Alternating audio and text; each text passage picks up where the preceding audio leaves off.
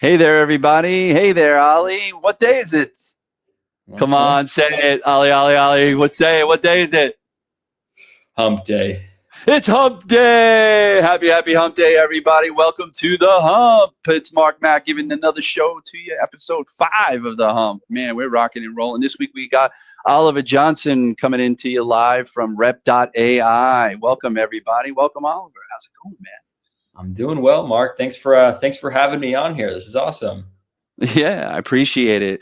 Well, listen, man, I've been following you. You've been following me for like, I don't know how long at this point. But, one of the things I think what really drew me to you, of course, is you start every one of your posts with salespeople, right? And I did that for a little while too, not salespeople, but I used to say like SDRs, or calling all SDRs, right? And then I kind of drifted away from it, right? And I think everybody preaches like one of the biggest strategies you can have with anything is consistency. And if anything is consistent, is that every single post starts with salespeople. And I mean, you just know it's you. You expect it.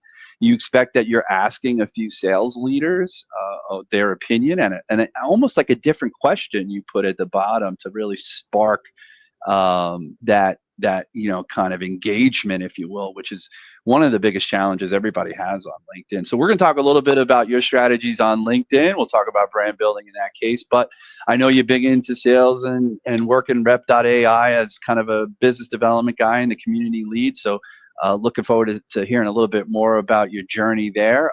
But just want to give a little a shout out to Jesse Lizak's show tonight, Wednesday. If all of those who may be watching and listening, there's another show at 9 o'clock live on LinkedIn, Jesse Lizak, and she runs a show called Wednesday. And they give away prizes and they have really interesting conversations with marketing people and salespeople as well. So we try to let people know about each other's show. So check that out if you get a chance. But we're going to give Oliver a few minutes just to introduce himself to the audience and let us know, where you're calling in from, what your life status is, and how you ended up at rep.ai. I was checking out, of course, I have many years ago checked out your background. I know you're relatively young, but you moved from selling vacation resorts into doing strategic SaaS sales. So I'd love to hear a little bit more about that. Yeah. So take it away. Absolutely. So yeah, thanks again. And born and raised in Vegas, still living here right now. Although I actually have after this the mobile notary coming by, and me and my wife, we just we're closing on a house and moving to Oregon actually. So big change. We definitely are sick of the desert and want some greenery in our lives, and so that's what we're getting. Well, sure. Listen, the Pacific Northwest. I mean, come on, like that. First of all, that's quite a move. I mean, how many miles is that? It's definitely 1,000 miles or something. 16-hour drive is what I like to put it by. But yeah, it's I mean, as far up as we could pretty much go there. Yeah. Where in Oregon? So we are actually moving to a little town called Astoria. I don't know if you've seen the Goonies, but it's the place where the Goonies was filmed and Kindergarten Cop. So we literally saw one of those movies and thought like, that is the most beautiful place ever. We went and visited Oregon. And I said, why not take advantage of this remote work stuff? And so we're doing it. That's awesome, dude. Yeah. Congratulations. Just to be able to pick anywhere you want to go in the world. I mean, obviously within reason, because, it does take money to move and that's a challenge, but or it just takes time and energy and away from work and whatever. But yeah, congratulations. How long have you been married? Yeah, so I got married in March of this year. So we're newlyweds here. We're going on our 9 month of marriage, but we actually got together when I was 15 years old. So we've been together for a very long time before that. So it's really exciting stuff. Just to get into like sales career stuff. So you kind of mentioned it before. I started off, graduated high school, and then immediately knew like, okay, I wanted to get into sales, and so I got my real estate license and actually joined at a place where I was a timeshare sales representative, and Yeah. I did well there, but absolutely hated the type of sale that is timeshares. And then once I started really kind of understanding how it worked, I just was like, I can't do this anymore. And Yeah. I applied and got my first B2B job, which was at a staffing company. Loved it there, met some really awesome people, knew I wanted to get into like the tech industry. So used went after that to a software company where I was selling like software development consultancy services, selling to Mm. CEOs, VP of engineering's, very technical people. And then Right. after that, I actually moved to Rep AI, where we sell to salespeople. And it has been the most amazing, ICP to sell to, in my personal opinion. I can talk about the things that I'm doing every single day and know that it's going to resonate with folks. So that's sort of my story of where I'm at now, and yeah, also in terms of like LinkedIn and things like that.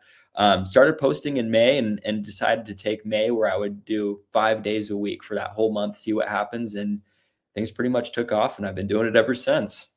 Yeah. Yeah. And you stayed consistent, and that's the kudos accolades I want to definitely offer you is that it's one of the hardest things people in general have. Is Yeah. just consistency. And granted, you could just like have a template that says that every, but just the way you put it together and you stick to it, and you still are able to infuse different topics and different aspects of it. And I love the whole piece at the end. Like I said, where you're asking people, especially if you shout me out, but striking that engagement. I think you've done a really good job at doing that. A lot of people just don't like.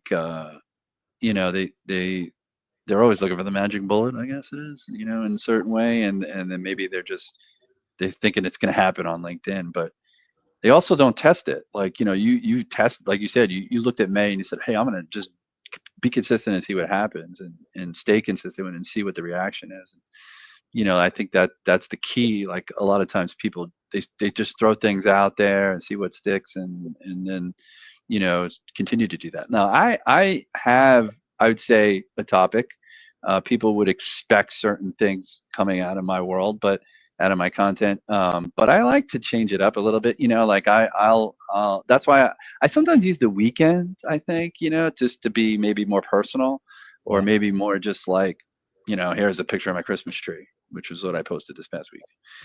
Um, whereas I might do some maybe more sales oriented or cold oriented pit posts during the week.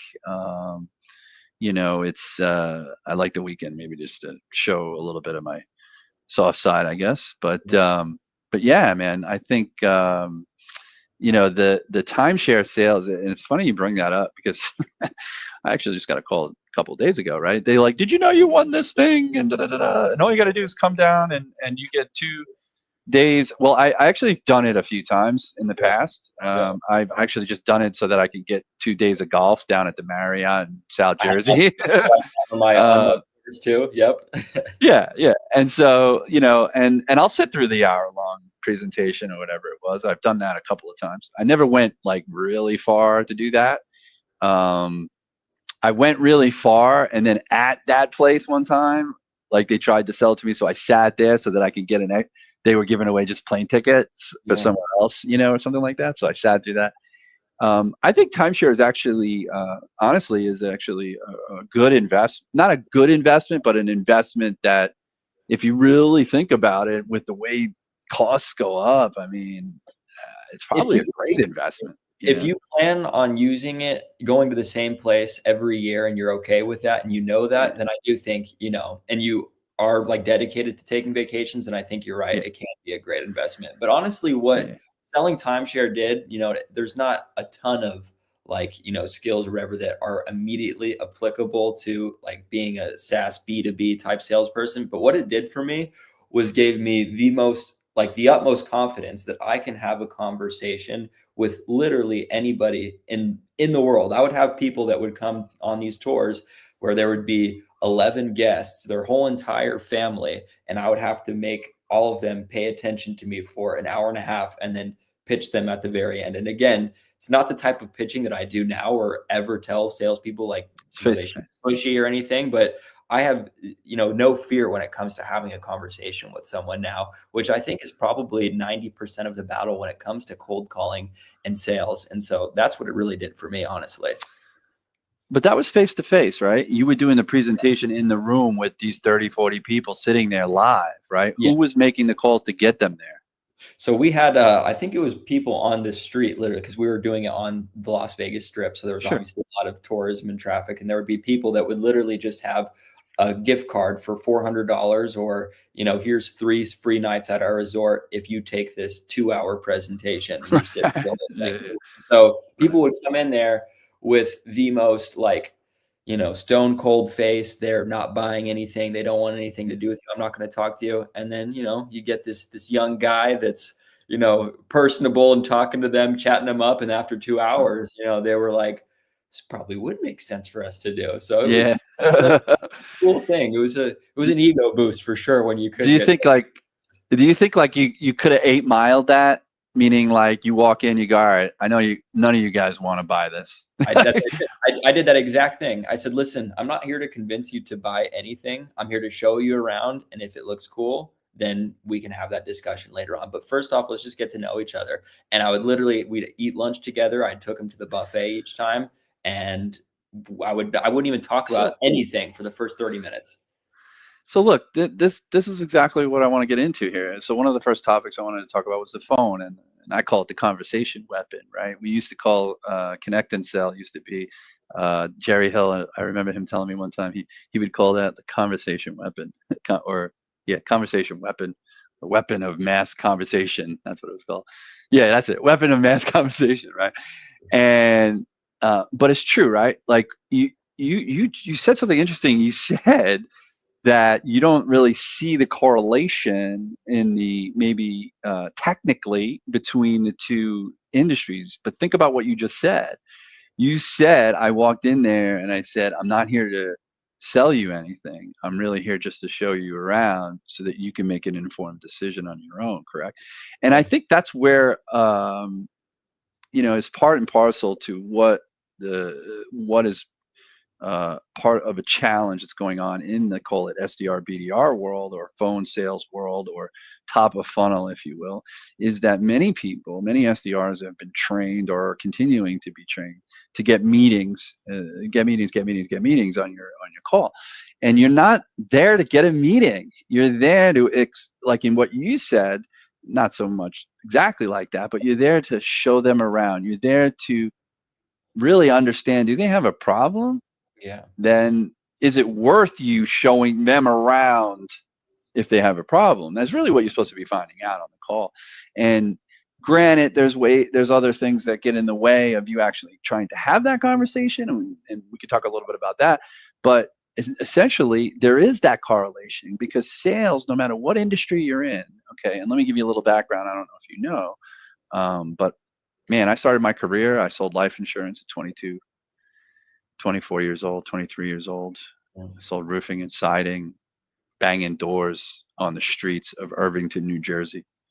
Mm-hmm. Then I moved on to partying, in like my late 20s, and went and didn't go to rehab, but rehabbed myself back to normalcy, and then got a job in IT consulting before there was SaaS, before there was even software. We were building the first remnants of CRMs and software for financial companies, publishing companies, legal companies, and then I moved into then 9/11 happened, right? Lost my job there, and then went into building products for 15 years, furniture. And then in the last 5 years, I've worked top of funnel in this, call it tech sales space for 40 or 50 different companies, right? And so with all that industry experience, right, everything's the same. Yeah. It's the same in every space, right? Because people are people, and people have triggers and people have these things about them and people buy from people. I mean, it's not unusual. All these things that you started hearing when you started posting content and being active on LinkedIn and hearing about this is the way we got to get back to the buyer's journey and all that stuff. These are only problems that are happening in tech sales, Yeah. honestly, right? Because of the whole PR, and the downstream consequences of the whole, VC stuff, and if you listen to my last couple of shows, you know what I'm talking about. But like it's been this battle that these companies have had to try to get back to what you just said, which is, hey, we're just here to show you around. Yeah. Yeah.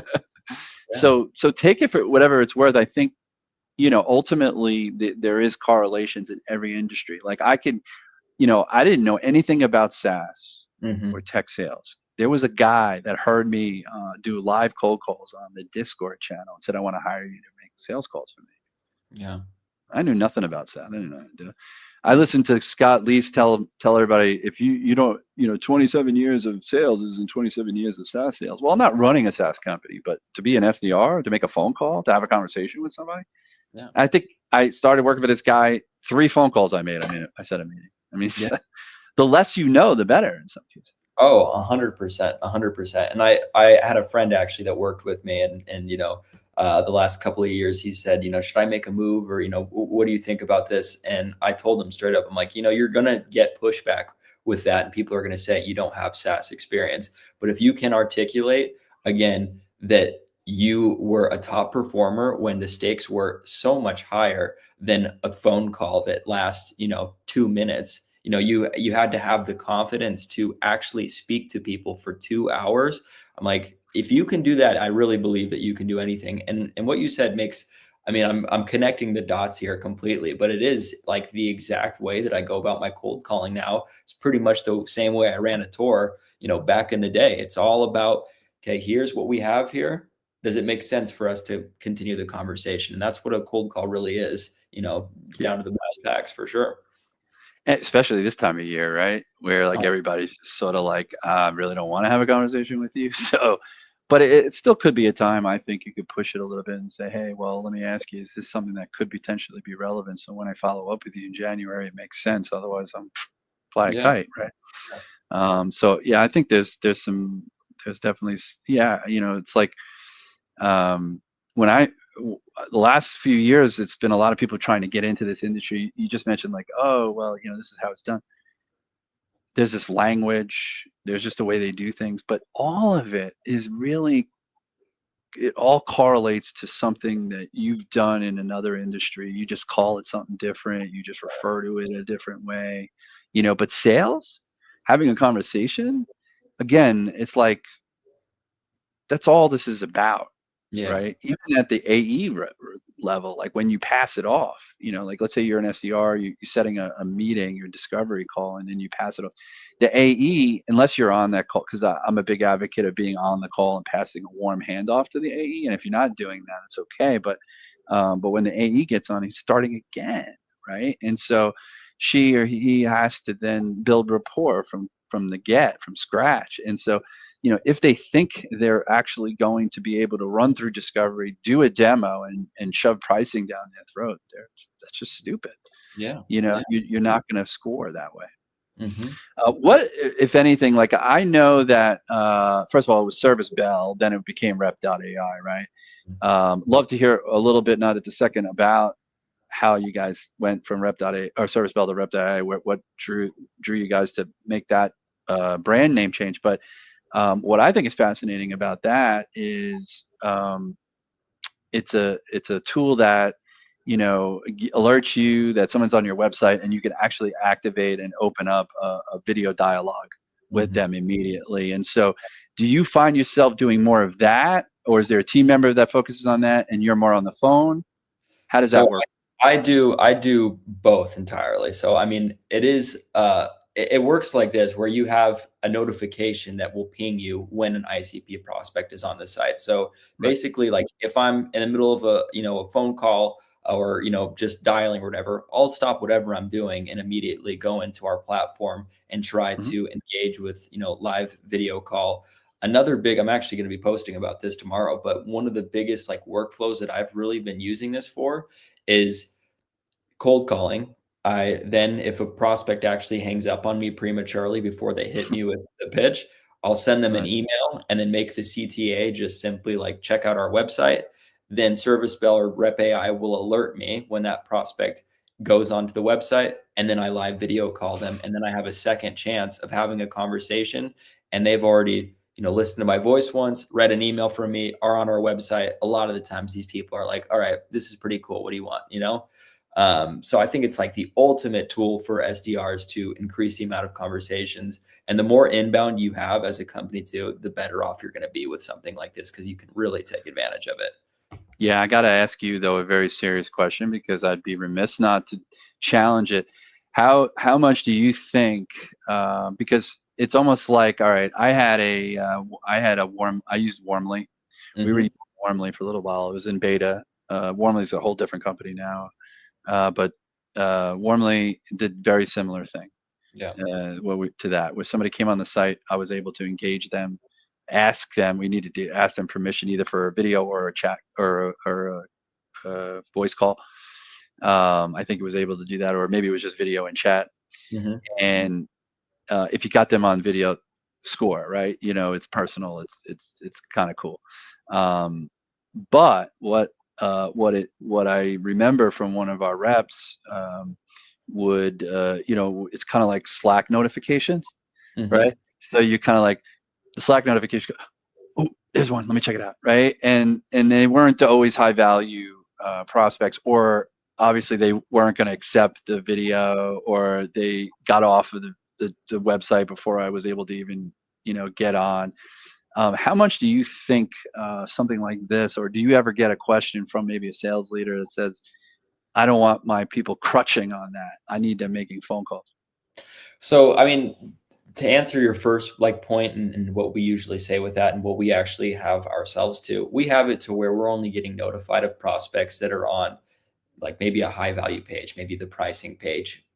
You can set it to where it's only people that are on it for 5 seconds. You can do it based on industry, based on, where they are geographically. So we have it to where it's very granular, to where it isn't just every single person that has ever visited the website. It is a little bit more, filtered down. So I don't really feel like it's taking up like so much time that would be better spent. It really is, to me, like, if I have a prospect that has been on our pricing page for 10 seconds, this is at a company, that was within our industry, it's worth my time to at least try to give that person a call. And, I really was surprised by just how many people actually are willing to have a live conversation, or had a question and they thought this is pretty cool, and I can just ask you then and here. Yeah. No, I think so. This is interesting, right? Like, I think that everybody gets that send me some information type Yeah. of objection, if you will. And it's like sometimes you're just forced to end the conversation with somebody, get their email, and send them something, right? Yeah. But as well as I do, I don't think I've ever sent something to somebody where they went to my website and they were like, I have to have this, Yeah. like, this is awesome, right? Because generally they're looking for something very specific. They don't tell you that, because I even asked that. People have asked that all the time. They're like, oh, so what are you looking for? Maybe I can send you some very specific blog piece or whatever. Yeah. No, that's a bullshit. That's bullshit. You're just, because you don't really want to send them anything. Why? Because that websites are built for generics. Like, I've never read a website, honestly, that I understood what it did, Yeah. right? Specifically. I mean, like very organic, like very like intricately. Like you have to like, oh, we increase revenue. We do the, like words like that. Like, what is it? How? It's like you have to like then talk to them in order to figure that out, right? So nobody, like, when you get forced to send somebody an email with your website, like, oh, let me check out your website. I've never really had somebody, unless I'm on the phone with them while they're looking at it, Yeah. right? And we can, oh, I see this. Oh, I see you. Oh, can you do this? Like, I've had great conversations like that. So in essence, being on the video chat with them right then and there because they're on the site makes sense. It's the same interaction. The problem is when you send somebody an email with your website address or and they go to it, you don't know if they went to it or not, right? Mm. Without something like your tool.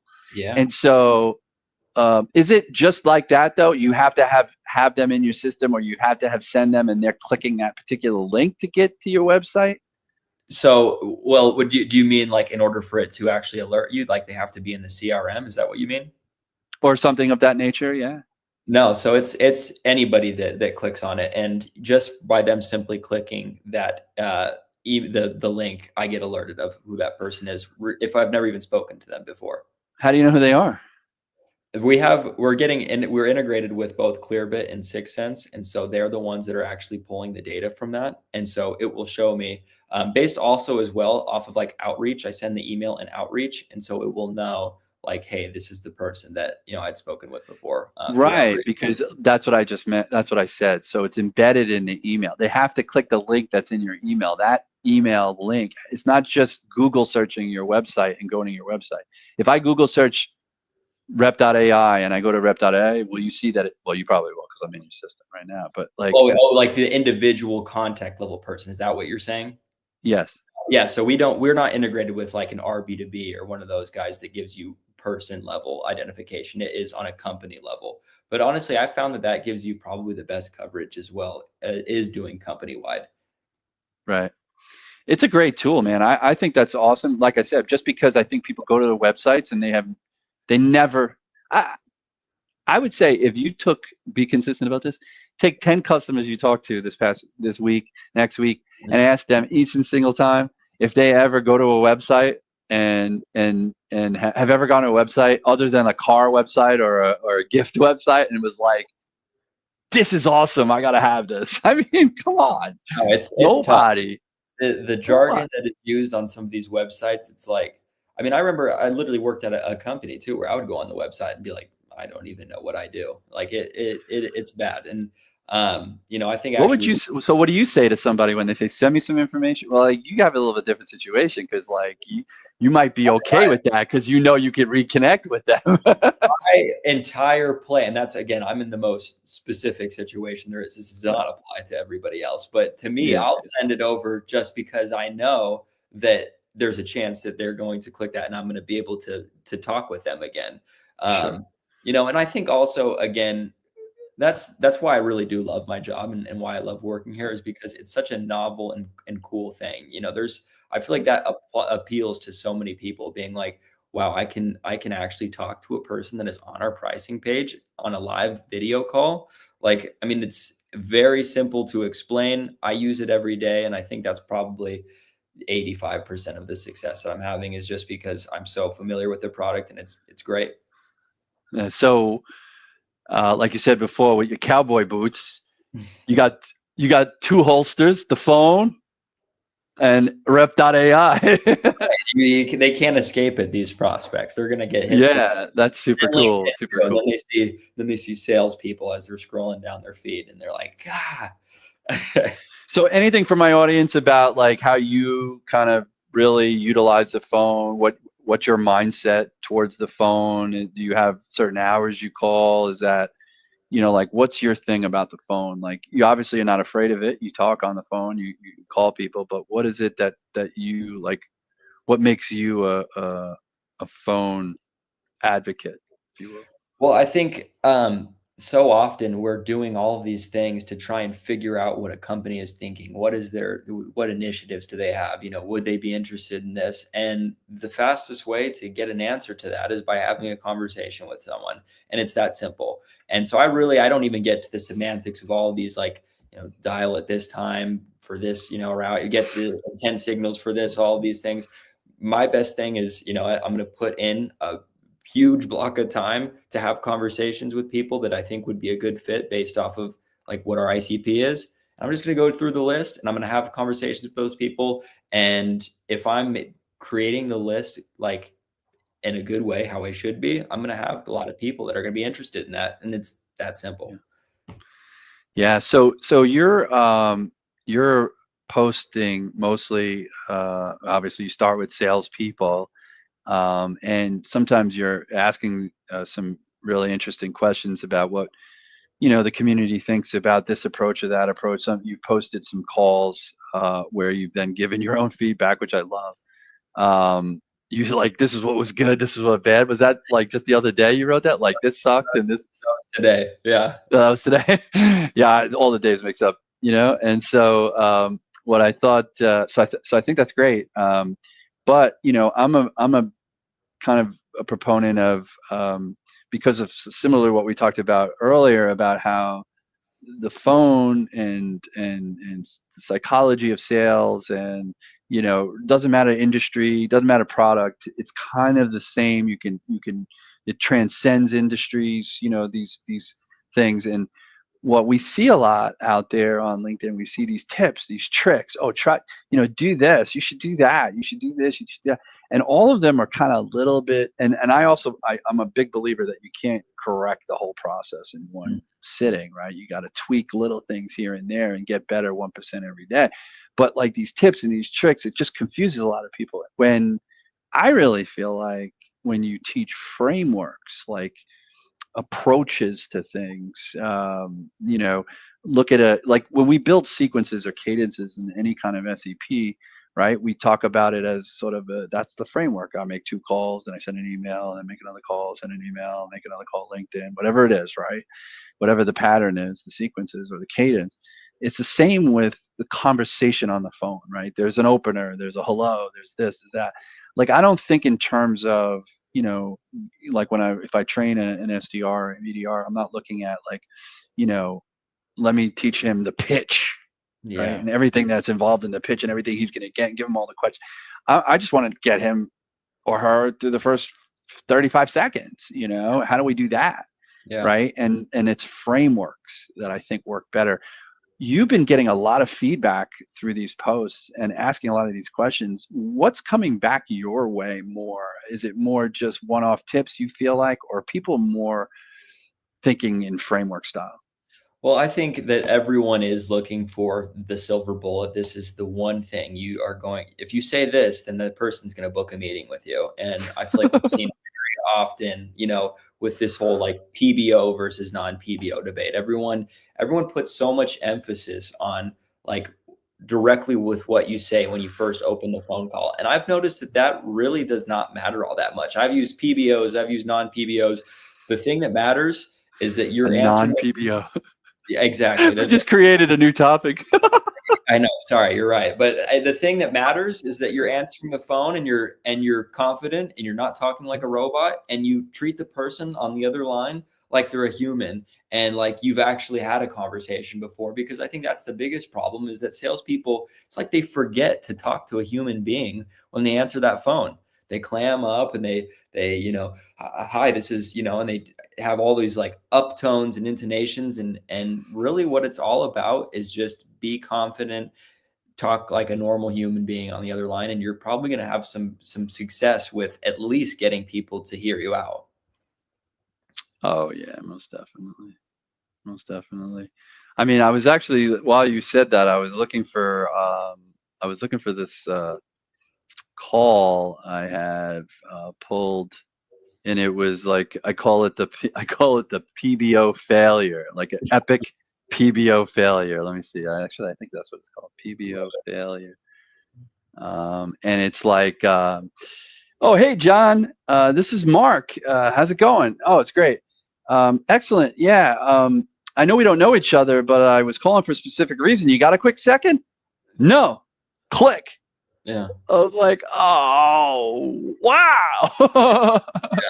The way I see it is that it's more important, I think, to be comfortable with what you're saying and to really believe like, okay, I can do this consistently and make it sound natural. Because I mean, there's a lot of people that do have success with asking for permission, and Yeah. I've done both, and so you can't really tweak what you're doing based off of a couple of people not liking it, because there are people that will not like that you just rush into the conversation. So I think it really comes down to pick what you're comfortable with, stick to it, and then you can make adjustments based on that. But if you're constantly changing because of the next trick and hat that you saw or hack that you on LinkedIn, and you're never going to know what works and what doesn't for you. That's right. Look, some of those things work, and they work for some people. They don't work for others. Not, and it isn't even so much like, do you believe in it? It's just what sounds natural to you doesn't sound natural coming out of somebody else's mouth.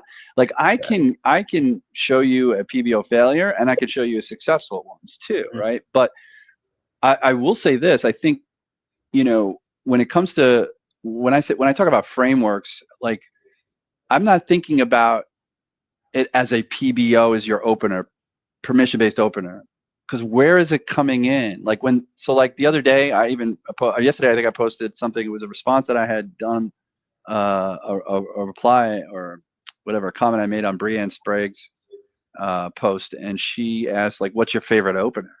And I said, and I think she was trying to elicit like a whole bunch of different things, right? Like, is it a PBO? Is it not? Is it this? Is it that?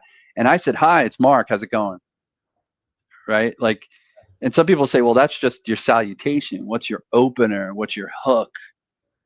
Well, I haven't gotten there yet, but and this is what I mean by frameworks. Yeah. Get the first words out, right? Exactly. Like a normal conversation that you'd have with a friend, with your mother, with your teacher, with this or that, right? Or even think about, what's a good, it's almost indicative or parallel to being in a restaurant. As the waiter, I'm going to come over and I'm going to ask, how's it going? How you doing today? It's like when you address them, oh, hi, hey, how you doing? Oh, yeah, I'm interested. What's this? It's like you still have a hi. Everything is, there's always a salutation. So why don't we do that? Why are we like, hi, is this John? Yeah. Hey, John, this is Miles from, Framework International. And then That sounds like a sales call, right? exactly. That doesn't sound like you're trying to have a conversation with the guy, or you're trying to get to know him, trying to find out. And I'm not talking about tricking people. I'm just saying, when I say frameworks, I'm saying that's number one. Open the call, the opener. That's my opener. Your opener could be anything, but short of pitching is what I'm getting at, right? Yeah. And so if you want to include a permission ask in your opener immediately, you can. But again, it's hacky. It's still hacky. It's still salesy. It's still like, oh, what am I getting myself into? Is what the prospect is saying. Yeah. They're not thinking that when you say, "Hi, this is Mark. How's it going?" Yeah. They're only thinking like, "Who do I know you?" Yep. And that's okay. Yeah. But they're not talking to a company yet. They're talking to Mark, right? And so then it's like, and then I assure them, because I know they're feeling that. You don't know me. But I was calling for a specific reason. And when I've said that, people are like, like when I say, you don't know me, and they're like, like that, like in the middle, but I'm still talking. And it's like, but now I'm 15 seconds in. I'm not getting hung up in 5 seconds. Exactly. Right. And that's the trick, right? People don't get that yet. I don't understand. Like, I hope people are trying it, because I think, it's like you are, yes, you're Oliver Johnson and you represent AI, rep.ai, but you're Oliver Johnson. Hey, I'm Oliver Johnson. What's going on? I'm OJ. Don't say OJ. I'm Ollie Johnson. What, how you doing? It's just like that's how you start a conversation. If we want to start a conversation like most normal people start conversations. Exactly. Right? You want everything else to be so social and so soft and this and that, and not so, hard salesy. Well, then why do you start hard salesy? Perfect. Yeah. That's been going on for 50,000 years. I still get calls today. People are like, I'm so-and-so from so-and-so. As soon as you say that, it's over. It's horrible too when it's like immediately when you answer the phone and you already have a 45-second, like, this is what I'm going to say right here. You have to give the prospect time to acknowledge what's going on and to say hello. And like you said, give their salutation back, because that's how conversations work. It's a back and forth between two people. And so if you just have to get through this entire script that you have, and you're not going to have success with that. It's that simple. Yeah. And I think, like, again, so you have that opener, right? Start the conversation. Then it's like, okay, if you have to figure out, okay, well, they don't know me. I am calling for a specific reason. And usually, because of the data situation today, I throw in there, hey, I just wanted to make sure so I don't waste your time. You still with so-and-so? Yeah. Yeah. right? Because I don't know, 30%, 20% maybe of the leads are coming back. If you're not getting them human verified, they're coming back. This person is retired. Mm. Every day I talk to at least 2 or 3 retirees Yeah. easily. Yeah. I mean, it's just been the last 4 years, everyone's retired. And it's a change in the guard, right? You know, as the younger generation is coming in and becoming the DM, these people are 65, 70 years old, and they're retiring. General service manager, VP of sales, whatever it is. But so it's that piece, right? And so then the second piece is that confirmation. This is a framework, right? And then Mm-hmm. the next part is, I just call it problem elimination, right? Yeah. Hey, what I've been shadowing, I've been working with, I'm helping other, in your case, sales leaders, um, you know, tee up warmer leads, live warm leads to their team. Is that something that you guys are challenged by or struggling with? Yeah. Well, yeah, we are. Oh, okay.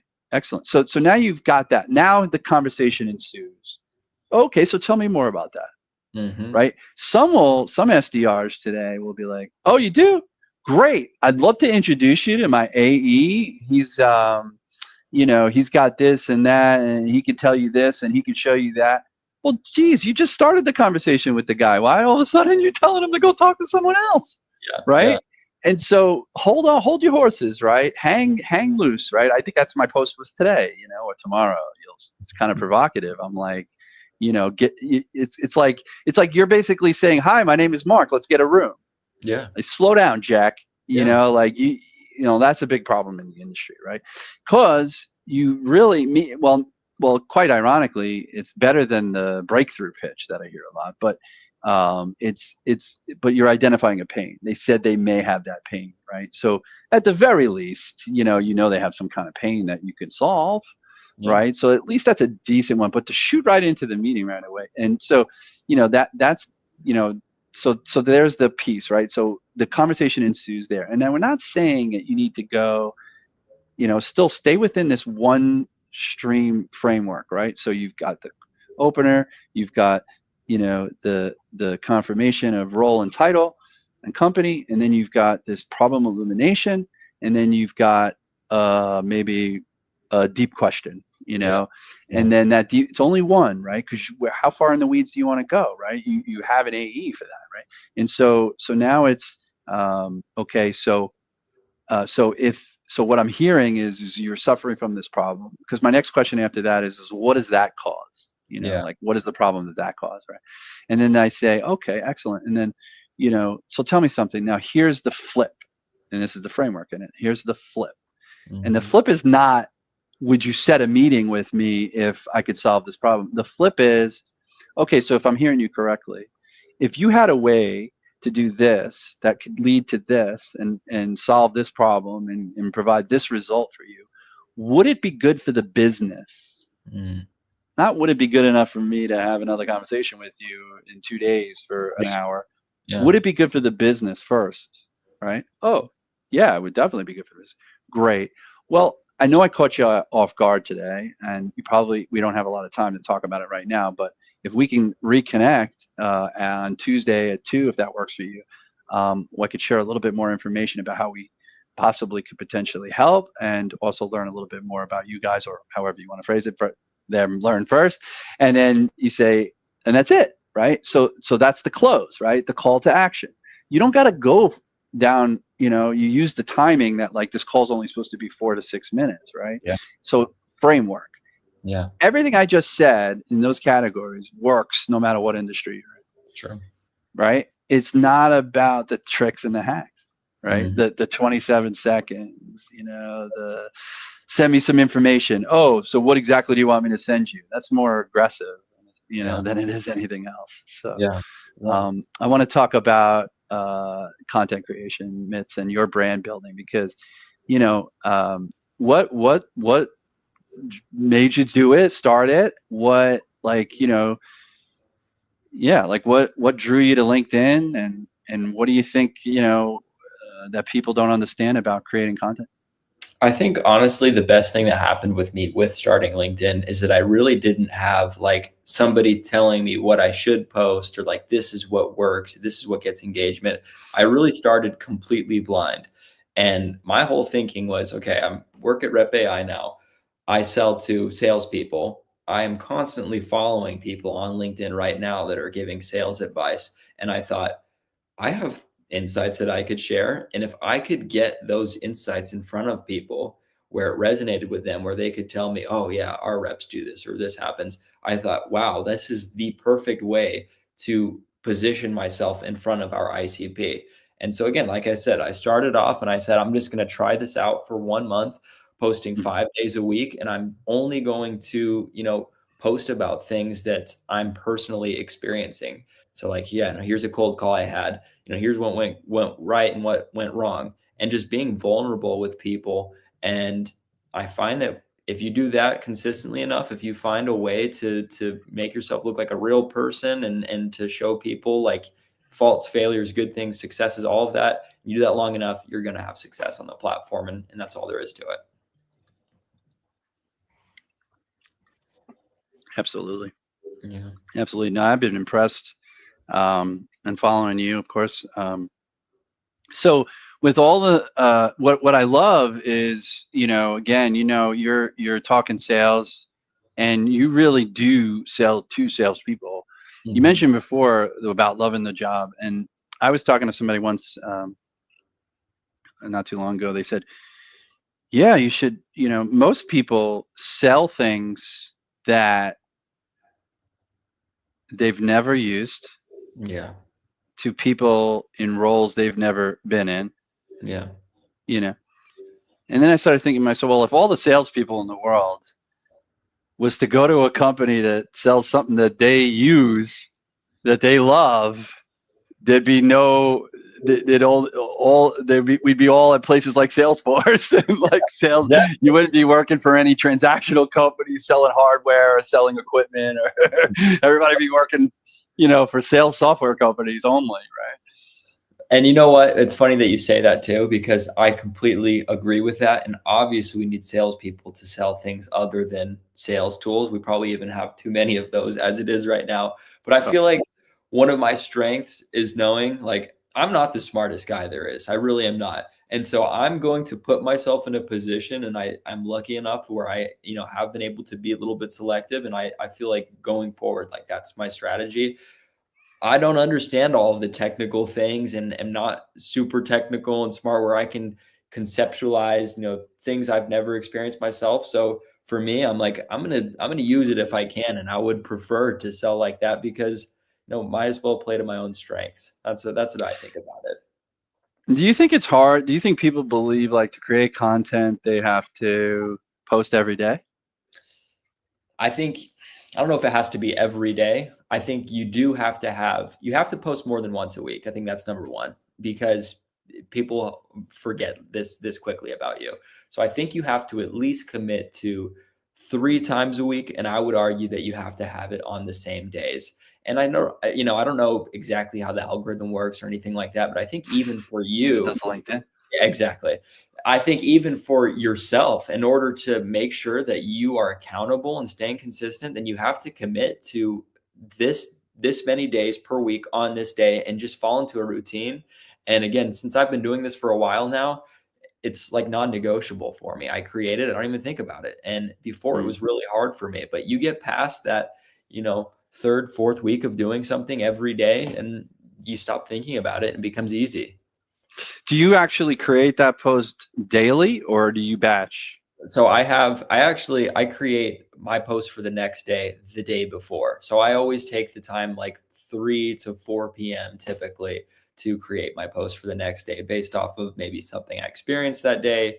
I also do keep in my notes app, I have a bunch of like rough ideas. And so if I'm really experiencing writer's block that day, I can go through my notes app and I have, 15 thoughts that I had while I was running or sometimes at 3 a.m. in the middle of the night. That's a weird phenomenon that's happening to me as well as I get LinkedIn thoughts at 3 a.m.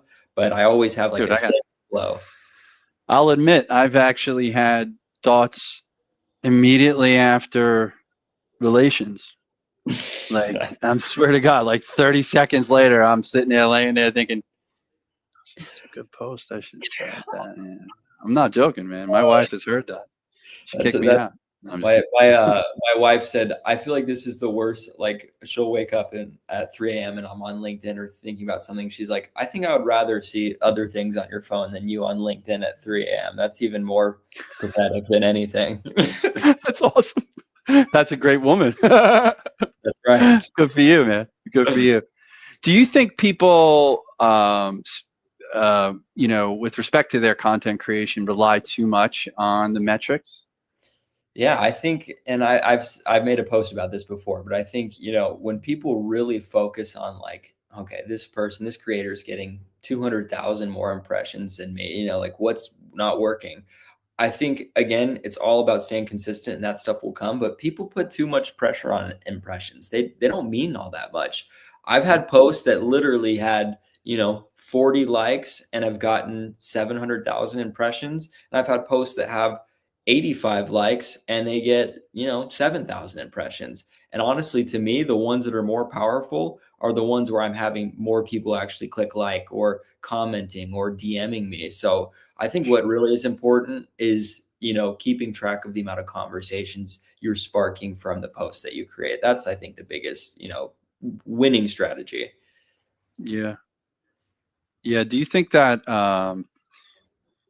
it makes a difference?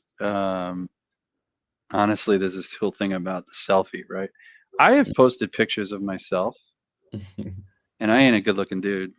So I Exactly. really think like I look at people who have been posting like their picture like just by themselves, First of all, if you're like Lauren Sermon or Charlotte Lloyd or any of those really attractive women, post selfies all the time. I mean, the men on there, they'll be men, right? They'll just look at it because you're pretty, right? Guy like me versus like a Tom Slocum who's a good looking dude, Ryan Scalera. They post things. They get thousands of me. I post a selfie, nothing. Provocative statement, provocative lesson learned. Even that's the probably the most disturbing thing for me about content creation is, yeah, you can't really think about the algorithm because I don't even think, like I said, LinkedIn even knows what the hell they're doing. Oh Like yeah. they have their finger on the button, so to speak. They're probably the worst. They can cause people to make suicide attempts. Like, I mean, it's that crazy. They tried to get Mark Zuckerberg in that shit with Facebook, like, right? Like saying that people are bullying on his site and that like he's responsible. It's not like Yeah. LinkedIn's responsible for this algorithm. It's some scientist who probably goes at home and snickers about it. Oh, you want to get them tomorrow? Oh, tomorrow it's going to be videos. That's right. I mean, to fuck. Like, why every day does it change, right? Look, I posted, my post just the other day was 2 lines. I Yeah. got 3,500 impressions already, and I have 2 comments. Yeah. How does that? Yeah. No, That's it not just, a huge, it just as soon doesn't as make sense. exactly. And as soon as you start feeding into that and, getting your worth or like how, worthwhile you think your insights are is based off of how many impressions it gets, like you're going to lose, it just It doesn't doesn't, matter.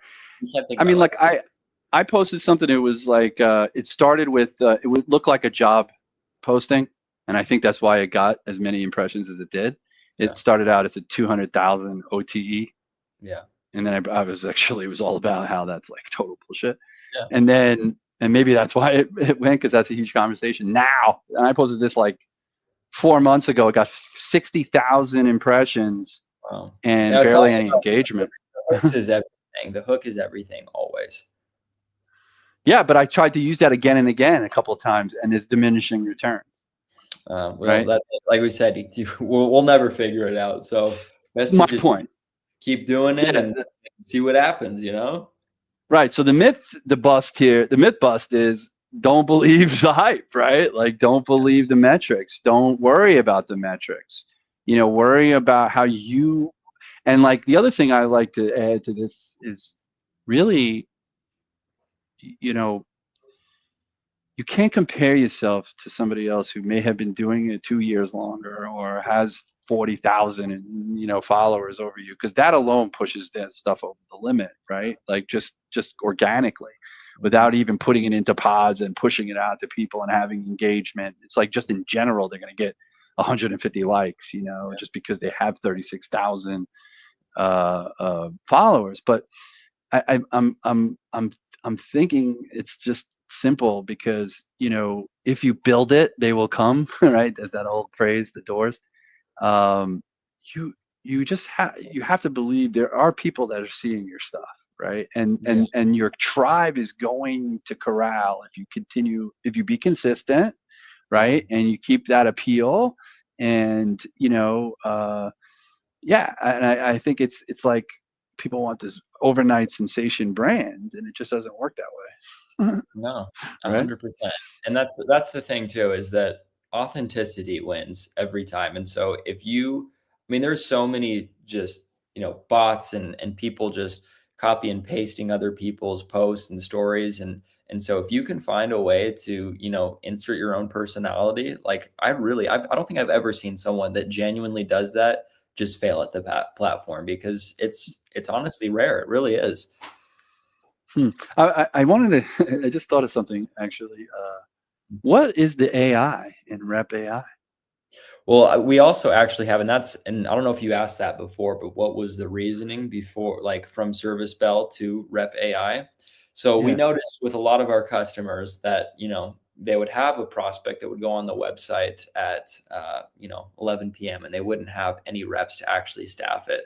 So we pretty much solved Uh, that problem by having our inbound AI rep that can actually answer questions, is trained on, the product, and actually we're getting ready to gear up for a release that we're doing where it's going to have context into the CRM conversations that you had with that prospect, and be able to give actually articulate answers and go for booking that meeting with that prospect. So it was basically, nice. first off, to just solve staffing issues that companies were facing that were within our customer base. Awesome. So a customer of yours can use Rep.ai. It's on their website, so they have a rep or multiple reps, getting on there and capturing, customers as they come on the site. But then all of a sudden it's midnight and somebot goes on the site, and it's still asking them if they want to video chat, and they know it's an AI, or it's introducing itself as an AI chatbot. Yeah. That's Yeah. cool. Yeah. And That's so really cool. it'll say, tell them, hey, Oliver is busy right now, or Oliver's not working right now, but I can actually That's very book cool. you on his calendar here. So yeah, pretty intuitive for sure. And we're in beta right now, so we're just getting started, and we have some How really big is the exciting. team? So our team is less than 10 people right now. We're super lean and just focused on, again, growing this product and building this product as best we can. And I'm Mhm. the only SDR here right now too. And is there somebody that's considered AE or sales rep, or Our director of sales, he's the one that is taking these calls at the moment. so it's just you to him, the two of Yep. you, and the Yeah, rest of it is what, engineers, developers, and customer service exactly. or whatever. And our customer success rep, which is awesome. But Customer yeah, success. Kobe and Shaq here.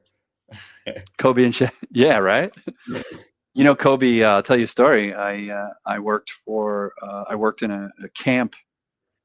Camps affiliated with the JCC of Philadelphia. It was a sleepaway camp Hmm. in the somewhere in Pennsylvania, I forget. Yeah. And I worked as a camp counselor there, and the camp had um, different activities, right? So you had groups, you had camp counselors, but the counselors also had specialties.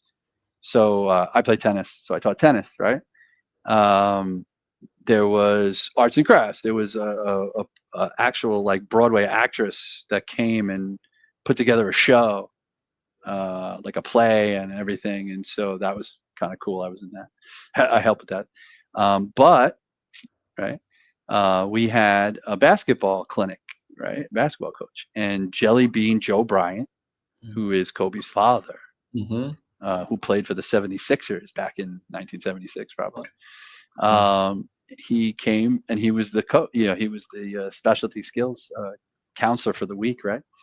And this was back in I don't know, 90, no, 80, maybe 89, Yeah. something like that. Yeah. 88, 89, something like that. And Kobe was 11 years old. Oh my gosh. Did you see him? Yeah. Right. So one of the weekends, like Jelly Bean was there for like 2 weeks, but one of the weekends he brought his children up. So his Yeah. sister, and at that time his sister was like 18. She was going into the NBA, right, Yeah. or WNBA, or what was the WNBA then, right? and and so she was the one that was really the star on the court that everybody was watching because she was older and bigger, and she was Yeah. tossing threes, and he was working with her and some of the kids, and Kobe was just standing. Like I was literally standing right next to him, That's practically. that's so awesome. And but he was 11 and he was 6 feet tall. And so he grabs the ball, right? And he's like from over there, and he's like, he just picks up the ball, rolled in our direction, so he picked it up and he just and it goes in. And I'm like, at 11 years old, he's throwing 36 footers. Like, Holy crap. That's and nuts. look, I wasn't going like, should I get your autograph? He was Yeah. 11 years old. I was like 16, 17. You probably Right? So called him. Yeah. it's like, whatever. Who are you? I was, she was like awesome. That's And awesome. to think about what he became, the GOAT, like listen, at the end of the day, Michael Jordan was the best. And he still is. He still could dunk. Mark, this is where I'm gonna have to disagree with you on this one. I'm a LeBron James fan until I like until LeBron. Don't get me wrong. He's a beast, bro. He's a beast. He's definitely if he's not worse than Michael. Yeah. He's just different. He's different, right? Because Michael is. He's Magic Johnson with an elite. Like he's not Michael Jordan. He's not like a score first type player. He's an all around great player. Yeah. And I also am biased because I grew up watching him and not Michael Jordan. So UNLV. I can't. Yeah. Well, yeah, I get it. I grew up, man, I was a Knicks fan, Patrick Ewing, Spreewell, and Rest in peace. Sorry for that. yeah. And things like that, people like that. And I remember Mark, what's his name? Mark Jackson used to go. He used to put his finger up like. The 80s were great, man. They wore shorts, short shorts. Those are coming back. Man. Yeah. Well, listen, it's you got to have. I don't really like pro ball really because it's just it's all that threes and whatever. I like watching college ball because I think they're working really hard because they haven't gotten paid yet. So I think that's a little bit more exciting to watch. But anyways, and I'll move into this topic before we close out the show. OJ's hack to getting over the hump. So, Rep.ai, obviously getting leads and using video and doing your thing and brand building. Is there anything that you do? Do you wake up at a certain time? Like what's the consistent thing that gets you through the week? Be it food, drink, sleep, etc. I'm one of those people where I'm very much like I like to front load my weeks with as many internal meetings as possible and do extra work Monday, Tuesday, Wednesday, and try to book as many meetings as possible. Obviously, that's what everyone's trying to do. But I find that if I can do that successfully and I can get internal meetings out of the way and I can have a lighter Thursday and Friday, the conversations flow better on the phone because I'm not so stressed about, I got to get X meetings this week if I already have hit my number. And that's what every salesperson talks about is the more you are laid back, not stressing about quota, none of these things, the more meetings and the more, successful conversations you're going to have. So my, hack to get over the hump is really just work as hard as you can for the first 3 days. Chill, but not really chill, but take it easy the other 2 days. And I'm sure you're going to have amazing results just from that. Excellent.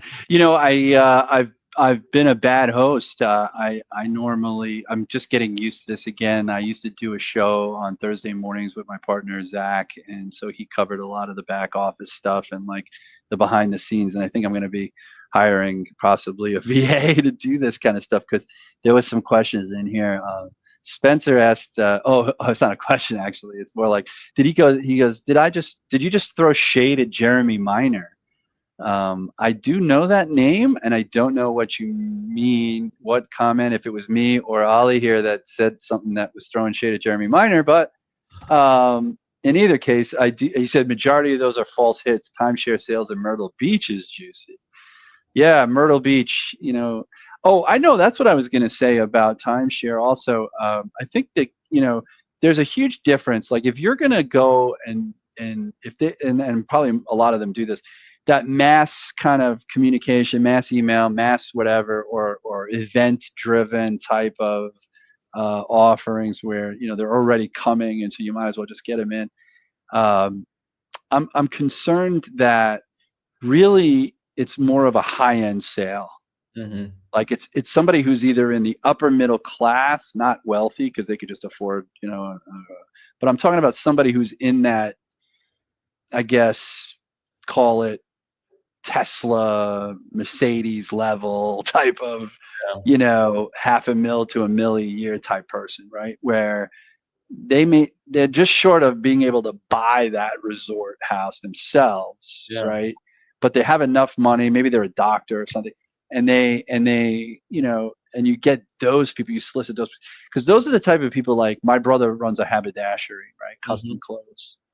And so he's very high end. I mean, he sells $4,000, $8,000, $10,000 suits, right? Well, And so there are younger people that can afford it, and there are all kinds of, suit prices. Like you don't have to be rich to do it, but it's mostly people who are in that echelon where they're taking care of themselves better, right?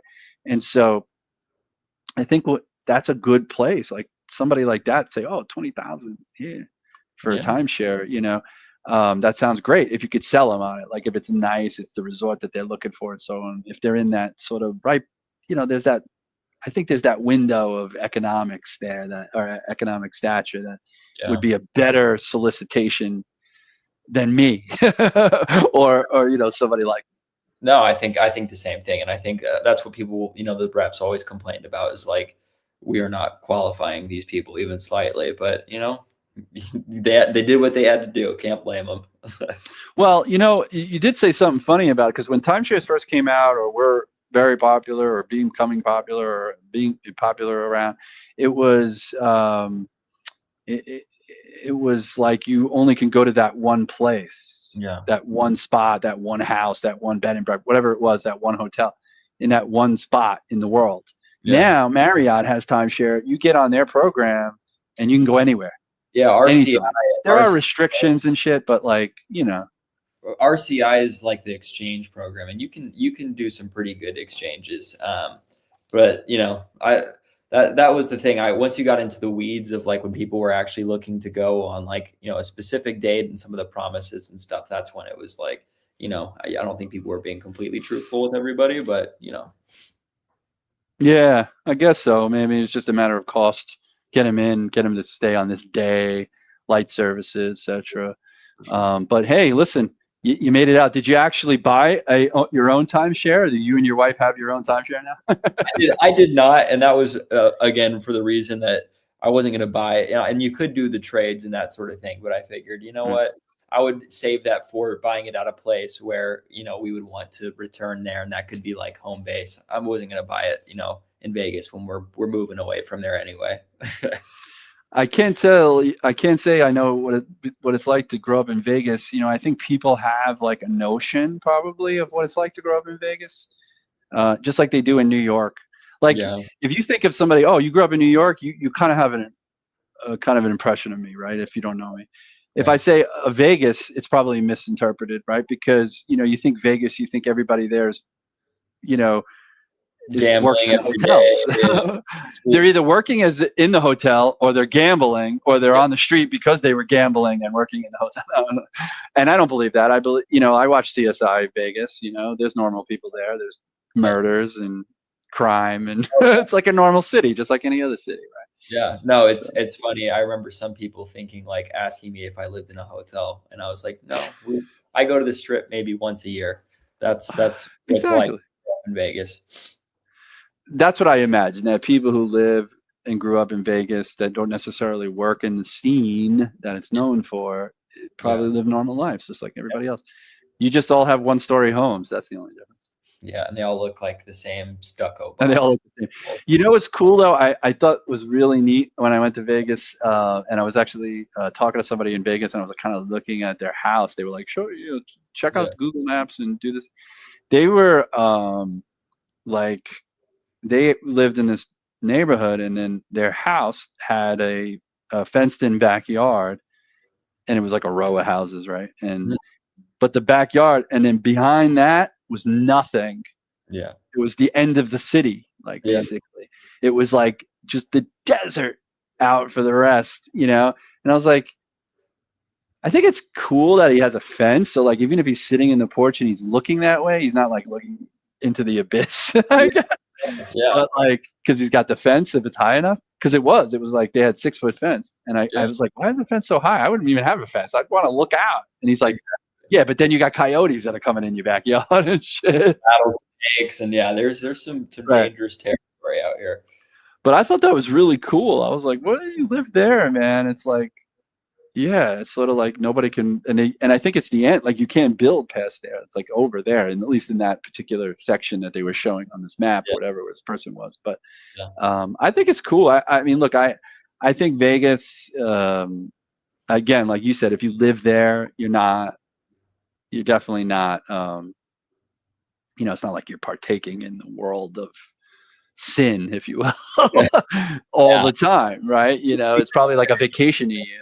Yeah, you get desensitized for sure, and it just is like not appealing. And again, to me, I hate the desert, and I like trees and like ocean and waterfalls and like hiking and stuff. And here, yeah, in the summertime, it's 118 degrees, and you're looking at some tumbleweeds, and that's it. Yeah, no doubt. Well, I actually used to live in Astoria, Queens for a Oh, little nice. while, Hmm. and you're moving to Astoria, Oregon, which is interesting. There's actually a Manhattan, Kansas in the middle of the Wow. country. Did you know that? That's the biggest oxymoron city in the world. And I thank you a ton for coming on my show. I appreciate it. Of course. Really great to know you, get to know you. Yeah. Great to see you face to face. Great talking with you. I'd love to do it again. Yeah. Um, and love Rep.ai. Love to watch your journey there. Maybe one day I'll come join you. I I don't love know. it. I love it. Um, It was yeah, awesome to meet you as well, Mark. I appreciate it for having me on. yeah, thanks. And I mean, I was gonna say, where can everybody find you? But obviously on LinkedIn. Where can they just go to rep.ai? Are there free trials there or anything like that? So yeah, LinkedIn, obviously you can find me there. But yeah, if you want to type in just rep.ai.com or just sorry, rep.ai, and you chat, I'm gonna be right there waiting for you to So when hop you on. go, so if I go on there, you might know it's maybe my company affiliation, right? So it'll Yeah. say RLM Consulting or Carrot, and then when you jump on, it's like you sort of have to navigate through like who are you kind of scenario. Yeah, I mean it's pretty simple. I can say something like, "Hey, say you're from R&L Consulting. Who do I have the pleasure of speaking with?" Something like that is typically how I open those types of calls, and people will Sure. say, "Yeah, I'm with this company," and it's not any weirder than a regular cold call, so I like it. Yeah. Well, listen, the other thing too, I wanted to before we sign off here, I wanted to mention, as you were talking about, you had mentioned like some of your posts being like, um, where you've obviously you say, oh, what you thought was good and what was bad. I wanted to bring up the fact that I think in our industry, one of the biggest challenges that BDRs and SERs have is that while they may have a great team, they may have great leadership, at the end of the day, the leaders that they serve or that they work with don't have the time to coach them the way they really need to be coached in some cases, right? And when I say coach, I'm not talking about role playing, Hmm. okay? Because every leader tries to do that and they think that's coaching their team, and it's not. What I'm talking about is actually taking calls like you, taking an actual call, listening to a call, and breaking that call down. What was Yeah. good? What could be better? Not what's bad, right? Remember. Do you know that why Tiger Woods became one of the best golfers in the world? Mm-mm. It's because his father taught him the most important thing about learning. And what he taught him was is there's never a wrong way to do things. Yeah. There might be a better way to do things, but there's never a wrong way. He eliminated what most people suffer from, which is doubt. Mm-hmm. He eliminated doubt in his mind by telling him he's not wrong, he didn't do bad, but hey, Tiger, uh, uh, next time you approach a shot like that, why don't you turn your wrist just a hair like this and see Yeah. what that does, right? Yeah. And so he does it, right? And he's like, oh shit, that works, yeah. Yeah. So it creates confidence, right? And it removes basically the absence of doubt, or it creates the absence of doubt. And that's, why he became so successful. And if you can review calls and look at what went right and review them with somebody who actually understands personalities, right? Mm-hmm. Because a lot of times when I coach and train and work with people, and we review calls all the time, is we talk about how I could have approached that call a little bit better.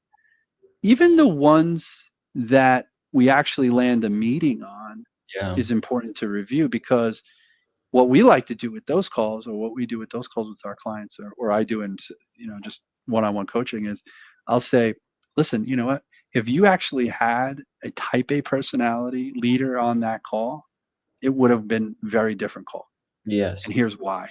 Yeah. Because when you said this and you asked this, that person really, they don't value their time. They're not really the economic decision maker. And that's why they've kind of just kept the conversation going and agreed to that meeting. Yeah. Right. But if you had the CEO on the phone, who I could tell is a very type A person just from their profile, um, you may have had to take this approach instead. Right. And so we talk about those kinds of things. And I think, just daily reviews of cold calls that leaders don't have the time to do is so critical. You Mm-hmm. think, oh, if we spend 1 hour with 10 people on the team and we only review one call and we barely get through it, and you're the sales leader and you give some, and so you want to make it worthwhile. So you say, oh, this is what I would change. But you really don't give them any insights into how they could improve on the framework of what they Yeah. are trying to do. It's very difficult. They're not going to get any better, Yeah. right? And I think that people need to seek out more call review training. And I do it. I do it one-on-one. I do it in groups. Livecoldcalls.com on the web. So check that out if you like. But that's what I love about some of your posts, is that you bring the call and you break it down a little bit, and the more you do that, everybody learns. That's Yeah. how you learn, when you hear it for real. You Mm-hmm. hear how that person reacted, right? You hear what they say, and then you could play it back and say, well, why did that person react that way? Well, play back and hear what you said, and Yeah. you'll hear why that person reacted that way. Because people don't do enough of that. They say, oh, everybody promotes, so go review your calls by yourself. Mm-hmm. What the fuck does that do? That Yeah. doesn't do anything if you don't know how to break it down and realize what you did wrong, Yeah. right? If you're a SDR that's only been around 6 months, how are you going to break down your own call? Yeah. Right. And then they say, oh, well, listen to a successful call, or listen to your AE call, listen to somebody else who's had success calls, and then compare it to yourself. Well, you sound, you talk differently than that person. So what they say and how they say it, you could try. That's a good start. Yeah. Right. But, ultimately people need the help. Right. And I think you've been delivering some of that help publicly and organically, and I love it. Keep it up. And I just look forward to continuing to see you build your brand and your journey here. And thank you very much for taking a moment for me. Didn't I, even realize you're in Vegas, which is 2 hours earlier. So, or 3 hours, right? What time is it? 3:45? 3:45. Yeah. Oh, it's 3 hours. Well, hey, man, I might be in Vegas in this next summer, but you won't be there. You'll be in Oregon. So I wish you the best. Safe travels. Are you moving soon? Like, Yeah. Actually, like January. oh, okay. Yeah. Well, if you're taking some time off, enjoy. It's definitely a heavy lift driving across country with all your stuff. Do you live in a house now, or you just have like an apartment? Yeah, so I live in a house now. So I'm gonna hire some people, one of those pods companies, and they're gonna move it for me. So that will make it a little Yeah, bit easier. yeah. you got to, when I said apartment versus house, like house, you have a lot of stuff that you're moving from house to house, you know. Oh yeah, When you we don't move have. from an apartment to a house, sometimes like, you know, the last time I moved from an apartment, we moved to a house, I got a U-Haul, you know, and Yeah, I did it yeah, myself. yeah. No, and all the stuff we have, like we were not too crazy about anyway, and it wouldn't match our new house that we got anyway. So clean slate. What was it like buying a house, like kind of remote? Like, did you see the house? Did you go to the house? Did you look at Yeah. it? Or So did you we just do saw it all online? saw it on Zillow and then went and took a trip there. I Oh, put an okay. offer on it already to make sure that they like just contingent upon us viewing it. They accepted the offer and then we went, looked through it, got an inspection and loved it. And so we just went through with it. Mm. It's interesting how your thing overlaps your face. I'm going to change that. I'm going to move this down next time we have it. I'm just getting better and better every time. So, There you go. There you all go. right, guys. Well, thanks for joining. I'm going to end it right here. An hour 20. It should have been an hour. We just were chit chatting here, but great talking with you, man. And just stay tuned for 2 seconds. Just want to say, check out Whiskey Wednesday tonight, Jesse Lizek. And next week, I'm bringing in Lydia Hutchinson, and we're going to be chatting about women power and women SDRing and all kinds of business like marketing stuff as well. Can't wait for that. I've been looking to get her on our show for I don't even know how long, like 2 years, 3 years already. And so I'm glad she decided to come on my show. And I'm going to think of some interesting questions because she's a pip, man. I don't know if you know her, but she definitely doesn't hold anything back. And I'm really excited to have a conversation with her. But I wish you the best on your move, and congratulations on everything else that's going on in your world. And good night, everybody. Peace out. Happy Hump Day. Thanks, guys.